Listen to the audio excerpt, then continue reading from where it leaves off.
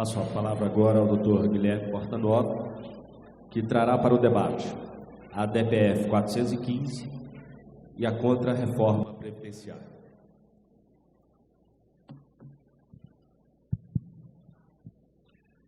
Bom dia a todos.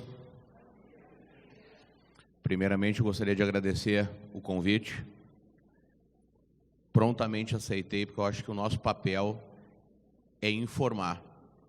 E, a partir de um povo informado, o povo sabe os seus direitos e os seus deveres. Quero parabenizar o Dr. Ludimar pela palestra, com robustos argumentos jurídicos. E o que eu vou falar hoje aqui vai mais ou menos ao encontro, aliás, vai bem ao encontro do que o Dr. Ludimar se referiu. Nós estamos diante de um dos momentos mais críticos da história do nosso país. Desde a Constituinte de 88, nunca passamos por um processo tão rápido, tão brutal de contra-reformas. Hoje aqui nesse evento eu vi o Dr. Ludimar se referir à reforma como contra-reforma. Eu também não consigo chamar reforma previdenciária de reforma, porque reforma é para melhorar. Ninguém faz uma reforma na sua casa para piorar a casa. Tu reforma a tua casa para ir uma condição melhor do que a que está. Então, a primeira grande falácia, a grande mentira, que é uma jogada de marketing, é chamar reforma previdenciária. Tem que reformar, vai ser para melhorar. Não. Todas as reformas previdenciárias, e foram várias, eu vou citar algumas, o doutor Ludimar citou já algumas, da Constituinte de 88 para cá, extinguiram direitos sociais que não voltam mais. Mais longe, até 10 anos atrás, as grandes perdas, as grandes extinções eram no regime geral de previdência social. De 2003 para cá, de 98 para cá, mas em especial de 2003, o RPPS, os servidores públicos, começaram a entrar na dança. Começaram a sentir o que o regime de previdência, o INSS, já faz com o seu segurado desde lá da regulamentação da Constituição Federal de 88 com a Lei 8.213 de 91. Então, vejam bem, a própria lei que regulamentou a Constituição Federal de 88, que regulamentou os benefícios pagos pelo regime geral INSS, ela já estabeleceu cortes no que a Constituição Federal de 88 determinava. Por exemplo, a carência da aposentadoria por idade até 88 era 5 anos, 60 meses. Já na regulamentação da Constituição Federal, a Lei 8.213 de 91, que é a atual Lei de Benefícios, o Plano de Benefícios, já elevou a carência para 15 anos. A nossa restrição atuarial antes, que era o coeficiente de cálculo, hoje é o fator previdenciário, a nossa restrição atuarial era um coeficiente de cálculo de 80% mais 3% a cada ano, até 95% de uma média dos últimos 3 anos. Quando da regulamentação da Constituição Federal de 88, ficou 70% mais 6% a cada ano. Mas para aí, 35 anos para o homem é 100, 30 anos para a mulher é 100%, são as aposentadorias integrais, que não existem mais. Não existe mais aposentadoria integral para o regime geral. Depois eu vou chegar nesse ponto. Então, se tu usares uma regra simples de matemática, se 35 é 100, 30 é X, esse X não é 70, é 85%. Então, já na regulamentação, eles já pegaram mais 15%. Então, já na regulamentação, na criação da lei de benefícios, já ocorreram inúmeras restrições de direitos contemplados pelo Constituinte de 88. Aí passamos lá em 94, a Lei 8870, que extinguiu o pecúlio. O que era o pecúlio? Eu me aposentava, voltava à atividade como segurado obrigatório, me desligava dessa atividade, recebia minhas contribuições na forma de um pecúlio. Acabaram com o pecúlio e acabaram com a obrigatoriedade contributiva.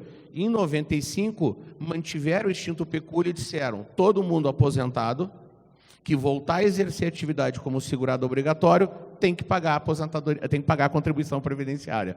Aí que surgiu a tese da desaposentação, que foi recentemente fulminada pelo Supremo Tribunal Federal, com base numa calculadora na mão e numa mentira na cabeça. em que eu presenciei ministros do STF citarem Monteiro Lobato para negar a tese. Monteiro Lobato, para quem não sabe, é um dos autores do Sítio do Pica-Pau Amarelo. Inclusive, nas minhas aulas, eu passei a recomendar aos meus alunos que, se quiserem demandar ações no STF, leitura obrigatória de faculdade agora é Monteiro Lobato. Esqueçam a grande doutrina, agora é Monteiro Lobato. Depois passamos a própria Lei 9.032 de 95, e isso lhes interessa também, acabou porque teve o mandado de injunção que gerou a súmula vinculante 33 e que permitiu que o RPPS tivesse a sua tão sonhada e contemplada lá no artigo 40 da Constituição Federal de 88, a aposentadoria especial. Nós estamos há quase 30 anos da Constituição Federal de 88 e há 3, 4 anos atrás entraram com mandado de junção. O que é mandado de junção? É óbvio que o governo... E as minhas críticas aqui são apartidárias, tá? Eu não defendo o partido X ou Y. Todos, para mim, são iguais. Todos fazem as mesmas atrocidades com os direitos dos trabalhadores e dos servidores. O que a Lei 9.032 acabou? Com o enquadramento de categoria profissional por atividade especial. Então, antigamente, bastava tu comprovar que tu era dentista, presumia-se a especialidade do labor, que tu era médico, que tu era enfermeiro, que tu era motorista, que tu era engenheiro. Então, a 9.032 também acabou com isso. Tá? Depois passamos lá para a Lei 9876 de 99, que criou o fator. Mas vamos voltar um pouquinho antes. A Emenda Constitucional 20, para o servidor, para o regime geral, ela acabou, segundo ela, e aí vem uma grande falácia, com a aposentadoria proporcional. A partir da Emenda 20 é só aposentadoria integral, 35 para o homem, 30 para a mulher. O que a Emenda Constitucional 20 fez? Ela foi um ato preparatório, e é aí que vocês têm que entender, nada surge neste momento. Tudo que está acontecendo aqui, hoje e que vai acontecer amanhã, é uma sucessão de atos preparatórios. O que a Emenda 20 fez? Não tem mais proporcional, só tem integral. Ela abriu a porta para que, um ano depois, a Lei 9876 criasse o fator previdenciário. Veja a artimanha. O fator previdenciário, que é um redutor que leva em conta expectativa de sobrevida e tempo de contribuição. Então, quanto mais cedo eu me aposento, menor vai ser o meu fator, maior vai ser a restrição atuarial. O fator ele gera uma redução aí, em média de 50% do valor da aposentadoria. Então, tu paga sobre 5.189, tu ganha ali em torno de 50%, 60%, 40% desse valor. O fator ele é aplicado numa média contributiva vezes fator. Isso gera um salário de benefício que é multiplicado por 100%, que é o coeficiente de cálculo.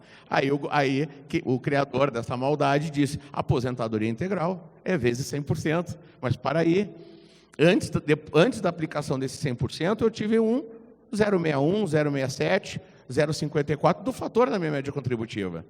Então, o que a Emenda Constitucional 20 fez foi preparar a extinção da aposentadoria integral. Porque para o segurado do regime geral, e aí entra na média de vocês também, para conseguir se aposentar, o teto dos 5.189, e isso eu vejo pouca gente falando, não é para tu receber, tá? É para tu pagar. Quase, acho que menos de 1% do universo de mais de 30 milhões de aposentados do regime geral recebe 5 mil. No teto, são raríssimos, são casas decimais que recebem. 70% das aposentadorias do regime geral é um salário mínimo. 70%. Dos 30 que sobrou, se a gente pegar uma média, dá R$ 1.600. E aí a Previdência Social é o problema no nosso país? O regime geral é o vilão? Aí tivemos a Emenda 41, que tirou as pensões integrais de vocês. O que excedeu o teto, é só 70% do que excedeu o teto do regime geral. Tivemos a medida a MP 664 da Dilma, que acabou com as pensões vitalícias para a viúva que tenha menos de 44 anos de idade. Por quê? Porque tem 2 ou 3 enfermeiras que se casaram com um velhinho lá para ganhar a pensão. Então, eles partiram de uma presunção de má-fé, e a má-fé deve ser demonstrada, a boa-fé é presumida, né? Isso é uma praxe, né, nossa, é um mantra do direito, para tirar a vitaliciedade das pensões. Então, nós estamos diante de uma escolha. Eu sou membro da Frente Parlamentar Mista de Direito em Defesa da Previdência Social, capitaneada pelo senador Paulo Paim e pelo deputado federal Arnaldo Faria de Sá. Essa Frente Parlamentar Mista, que é composta por mais de 100 entidades, dentre elas o Sintraeng, que foi onde eu dei a palestra, e por isso eu fui convidado para cá, e nós entramos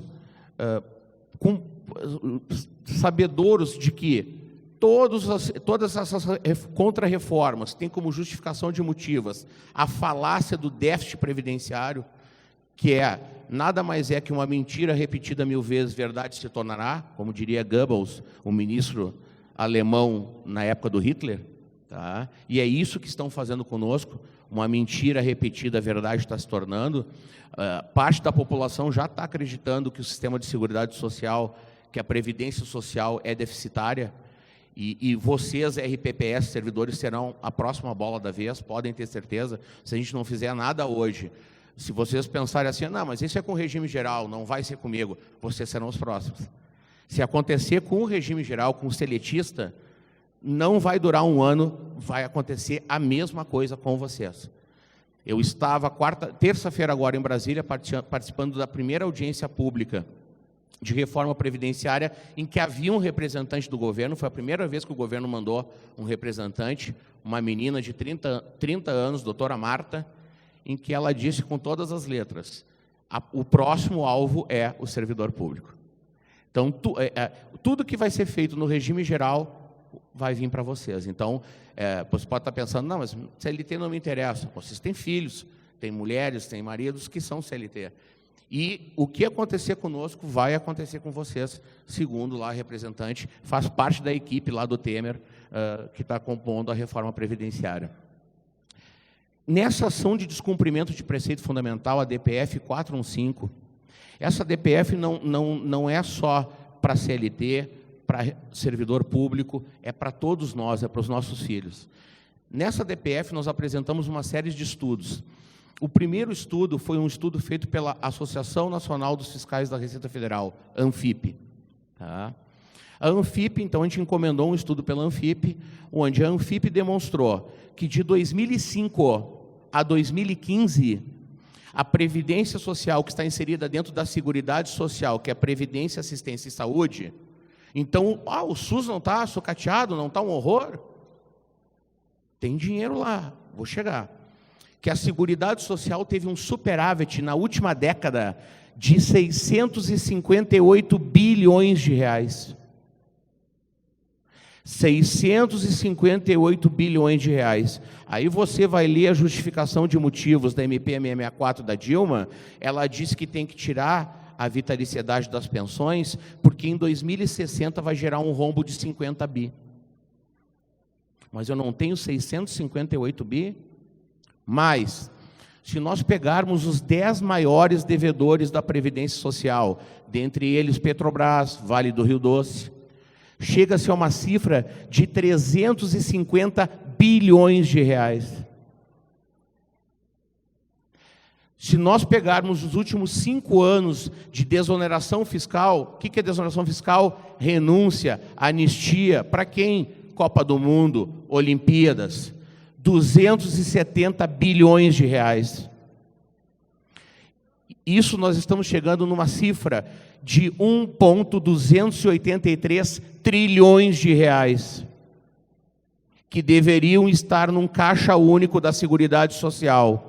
Caixa único criado em 1998 pela Emenda Constitucional 20, no artigo 250, que se você for ler a justificação de motivos, nunca leia o artigo da lei primeiro, sempre leia a justificação de motivos. Lá está toda a explicação do porquê que a lei diz sim ou não.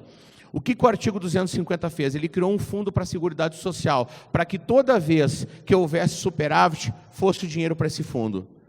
Então, se tudo fosse devidamente cumprido, hoje a Seguridade Social, Previdência, Assistência e Saúde, aposentadorias e SUS em especial, teria lá no fundo 1,3 trilhões de reais. Aí eu lhe pergunto, o SUS estaria nesse caos? Haveria necessidade de reforma previdenciária, de cortar direitos, de estabelecer idade mínima de 65 anos? Porque hoje ninguém pode ganhar menos do que o salário mínimo. O governo Temer quer quebrar isso também. Pensão não vai ser mais acumulada com a aposentadoria. Pensão não vai ser mais integral, vai ser 50% mais 10% a cada dependente. Idade mínima para todo mundo 65. Mas a representante do governo falou, porque eu meti pau nela, ela falou, fique feliz com 65, porque 65 a gente quer que seja a regra de transição, vai ser 70. O trabalhador começa com 18, 19, 20 anos a trabalhar. Partindo que eu vou ter 65, eu vou pagar, eu entrei com 20 anos, eu vou pagar 45 anos de contribuição para me aposentar com 65. Para chegar aos 75, se Deus quiser, eu vou pagar 40 anos para receber 10, para não gerar pensão. Mas por que tudo isso? Por que essa sangria? Onde está esse dinheiro? E por que o governo alega que houve um déficit do ano passado na Previdência Social de 85 bi, e a Anfip veio e mostrou que tem um superávit de 11 bi ano passado? Pô, mas só 11 bi? Sim, ano passado nós já estávamos quebrados. Nós temos milhões de trabalhadores em condição de trabalho que estão fora do mercado, ou que estão no mercado informal, porque não vale a pena mais contribuir para a Previdência Social, tu não tem mais estabilidade, tu não tem mais segurança jurídica. Tu entra com uma regra e eles mudam 300 vezes no meio do jogo essa regra. Hoje, se eu puder optar, eu digo, não assina minha carteira, me paga por fora. Porque não vale a pena. E a contribuição para o empregador é pesadíssima. Então, o artigo 250, tá? Ele criou, eu vou passar aqui, eu vou botar num gráfico, tá? Ele criou um fundo para a Previdência, para a Seguridade Social. Esse fundo, lá no artigo 250, aí entra na fala do doutor Ludmar, eu sempre ouvia, não, porque pegaram dinheiro da Previdência para fazer a Transamazônica, a Ponte Rio-Niterói, e falava, que papo chato, né? Papo de cara com perseguição. É verdade. No artigo 250, na exposição de motivos, ela é clara, a exposição de motivos, dizendo assim, o governo Fernando Henrique, quando houve aquele processo de desestatização, de venda de estatais, ele pegou todo o dinheiro da Seguridade Social para poder viabilizar o processo de desestatização. E aí, por isso que em 98 criaram esse fundo, para quê? Para recompor a retirada para desestatizar da Seguridade Social. Só que não recompor esse fundo. Então, lá nessa DPF, nós juntamos todos esses dados e fazemos a grande pergunta. Se esses dados são verdadeiros, os dados das renúncias e desonerações veio do governo. A lista dos 10 maiores só, tu imagina dos 1.000 maiores devedores da Previdência, veio do Ministério da Previdência, que agora não é mais Ministério da Previdência, é Ministério da Fazenda. Botaram um economista para controlar direito social, onde 1 mais 1 é 2, direito social 1 mais 1 tem que ser 3. Direito social não é matemática.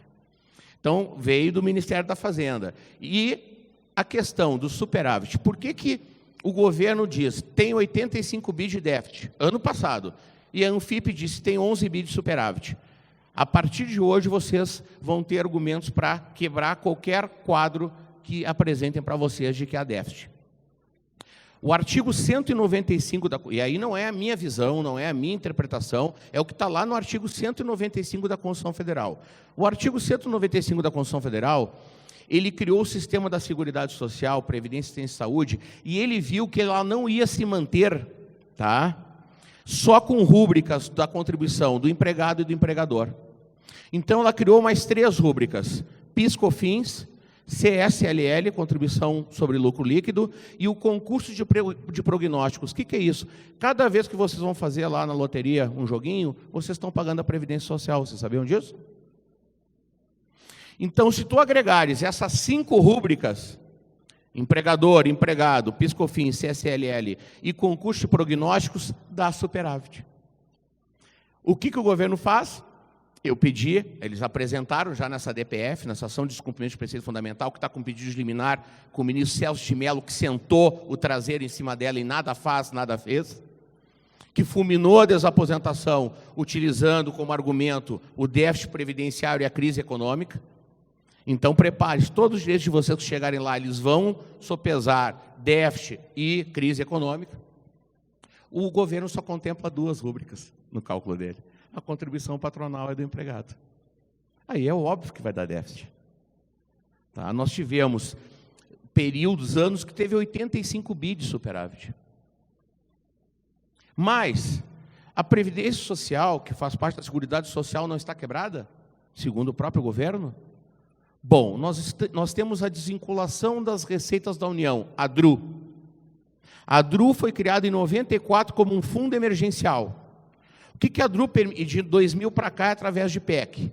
A DRU, por esse mesmo governo, o atual, começou com o governo Dilma e terminou com o governo Temer, Câmara e Senado. Ambos governos alegavam que a Seguridade Social dá prejuízo, está quebrada. Bom, a DRU, que é a desvinculação das receitas da União, que permitia a retirada de 20% do orçamento total da Seguridade Social, acabou o prazo dela em dezembro do ano passado. Este governo, o que ele fez? Ele acabou de restituir a DRU, mas não só com 20%, para 30%. Mas para aí, o SUS não está quebrado? A Previdência não está quebrada? Tem que botar a idade mínima de 65, tem que acabar com as pensões, tem que mexer no servidor público.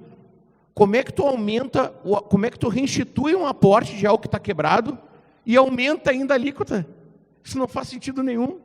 É a mesma coisa que tu chegar para tua esposa, querida, estamos quebrados, estamos no negativo. E aí ela começa a estourar o cartão de crédito. Não, beleza, agora eu vou detonar. Não faz sentido, não precisa ser economista, advogado, atuarial, para saber que há uma contradição lógica do governo em dizer que a Previdência está quebrada e ele aumenta de 20% para 30% a retirada do total da Seguridade Social, que ano passado foi 700 bi. A gente está falando de mais de 200 bilhões. Sabe por que eu li do especialista? A DRU transforma o imposto do ICMS num bebezinho. Porque o imposto tem que ser dividido com estados e municípios. A DRU não. A DRU não tem. A DRU retira verba de um orçamento que tem destinação específica. Tudo que entrar na Seguridade é só para Previdência, Assistência e Saúde. E o governo pega esse dinheiro e faz o que quer com ele. Aí nós fomos estudar, mas por que eles precisam tirar 30% de um sistema que, segundo eles próprios, está quebrado? E aí que entra os dados apavorantes. É para pagar a dívida pública. O Brasil hoje está quebrado e vai quebrar mais ainda. Nós somos a futura Grécia por causa da dívida pública. E não é a dívida internacional, do FMI, não. Dívida pública é uma dívida pública que nunca foi auditada, que tem previsão lá no artigo 26 da DCT, lá de 88, da Constituição Federal de 88, que tem que ter uma auditoria. Ela nunca foi auditada. E quais são os maiores credores da dívida pública do Brasil? Banqueiros. Banco.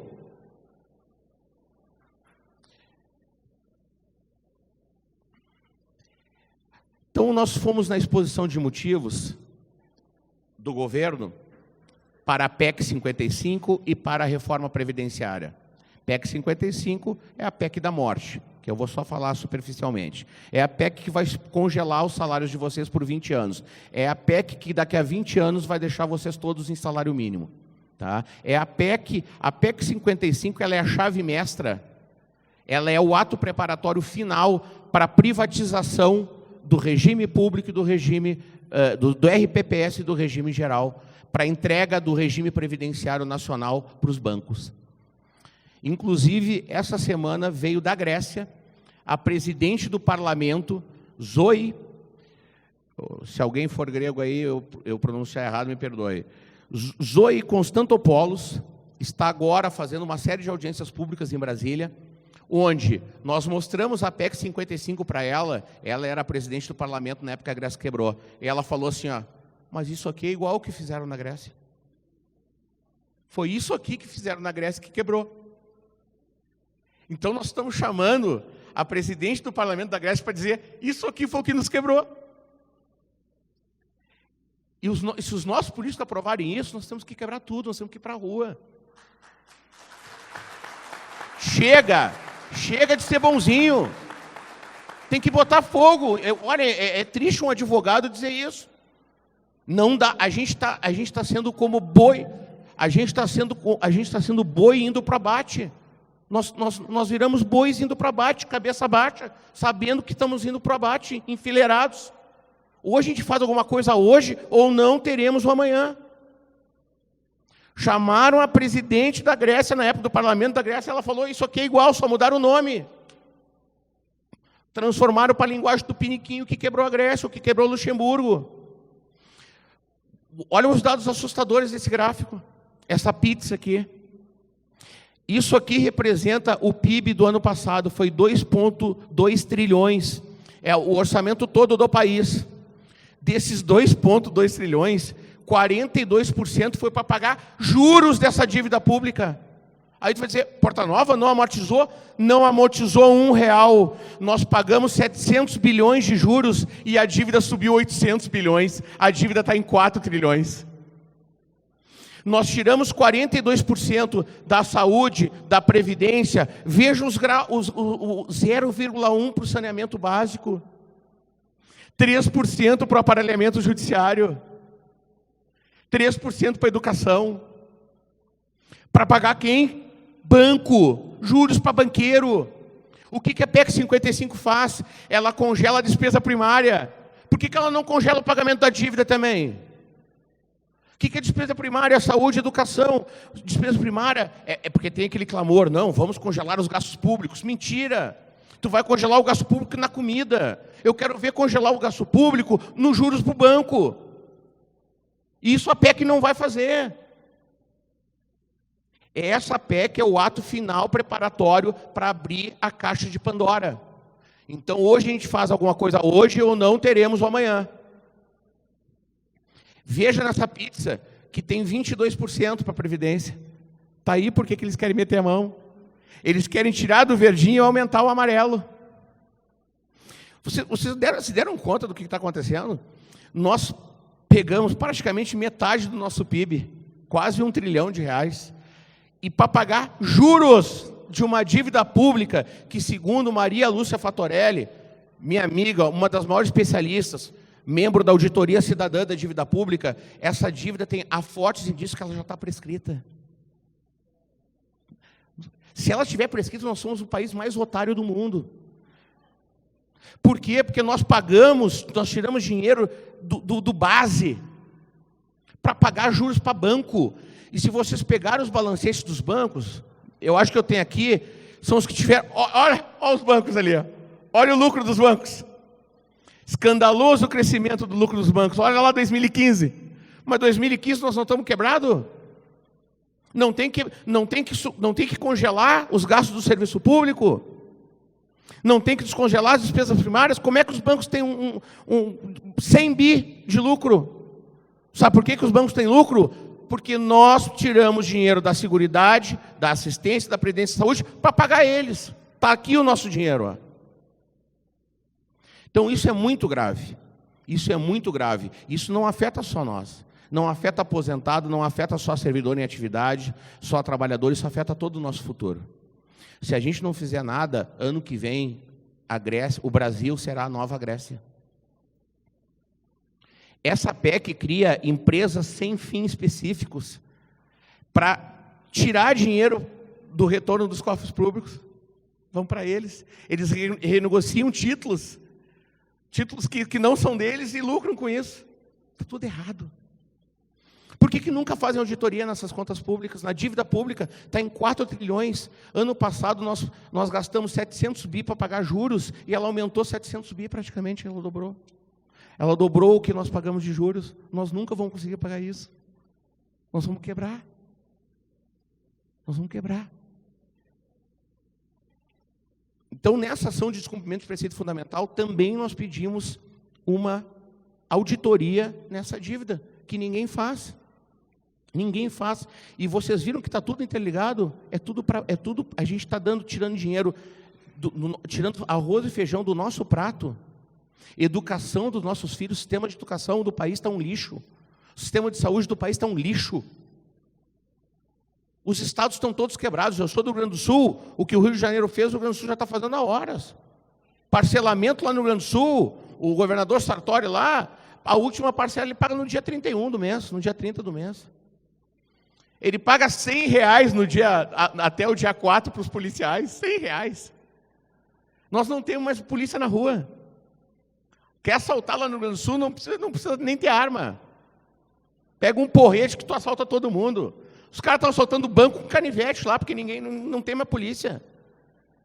Rio de Janeiro decretou moratória agora. Mas, o que o doutor Ludimar falou, ninguém está seguro. O Rio de Janeiro está taxando agora aposentado. Vai aumentar a contribuição de servidor. O Rio Grande do Sul vai fazer a mesma coisa. RPV estadual, no Rio Grande do Sul, é 10 salários mínimos. No Rio de Janeiro é 5 salários mínimos.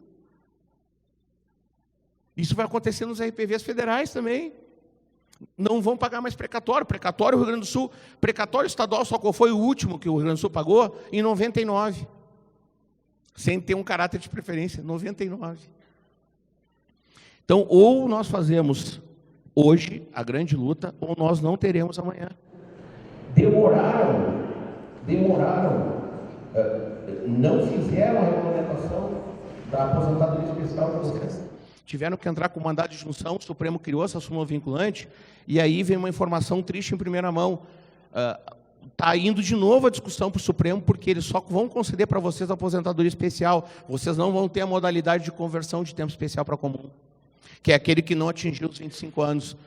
Porque a regra para vocês do tempo especial é a mesma do regime geral. Então, se eu tenho 10 anos, homem, vira 14 para uma aposentadoria por tempo de contribuição. Se eu tenho 10, mulher, vira 12. Já estão impedindo isso. Só vale para aposentadoria especial. Então, a matéria voltou no Supremo. E tudo que cai no Supremo hoje, eu digo que está morto. Está morto. Qualquer direito de trabalhador ou servidor que vai ser julgado no Supremo hoje, no atual cenário político e econômico, está morto. Então vejam, onde foi parar todo esse dinheiro? Eu sei onde não foi, no bolso do trabalhador. Então, nós temos várias perguntas. Onde está esse dinheiro? Se estivesse nesse fundo, haveria necessidade de reforma? Temos que fazer algo hoje para que não seja aprovada a PEC 55, que é a PEC da morte. Imagina vocês ficarem mais. A PEC 55, tudo que tu passar do orçamento vai ser crime de responsabilidade. Então, o que vai acontecer daqui a 5 anos? Vão dizer assim, ó, olha, eu vou ter que, o servidor que ganha mais de 10 mil não vai ganhar mais de 10 mil. Porque senão eu vou incorrer em crime de responsabilidade, é isso que eles vão fazer. Vocês perceberam que a PEC é o mecanismo que eles precisavam para botar todo mundo em salário mínimo? É isso que eles querem, acabar com a gente. Para terminar, não sei quanto tempo eu tenho ainda. Mais 10 minutos? Tá. Eu vou ser bem curto aqui para terminar, até para abrir para perguntas, que eu acho que surgirão, né, várias perguntas. Então, urge que a gente apoie a arguição de descumprimento de preceito fundamental, onde a gente alega o estado das coisas inconstitucionais. Esse estado das coisas inconstitucionais foi criado na Corte Internacional Colombiana. Tá? O que a gente defende lá? Que a retirada da DRU, de aporte da Seguridade Social, para pagamentos de juro de uma dívida pública jamais antes auditada, ela torna inconstitucional. Então, o que a gente tem que cobrar do Supremo é o que é mais importante dentro daquela pizza. O que é mais importante? Pagar juros para banco ou nós termos o nosso país de volta? Essa é a pergunta. Muito obrigado.